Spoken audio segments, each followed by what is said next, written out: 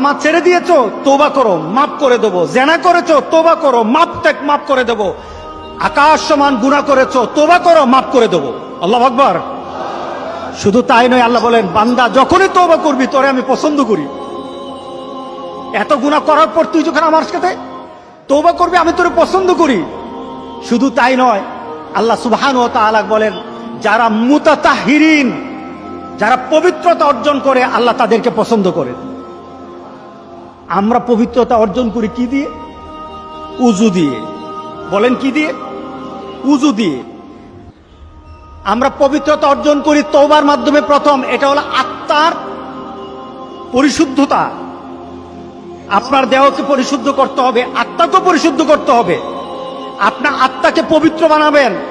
আত্মাকে পবিত্র বানাতে হলে তওবা লাগবে। এটা পানি দিয়ে হবে না, মাটি দিয়ে হবে না। আপনার আত্মাকে যদি পবিত্র করতে চান তাহলে তওবা লাগবে। কি লাগবে? তওবা।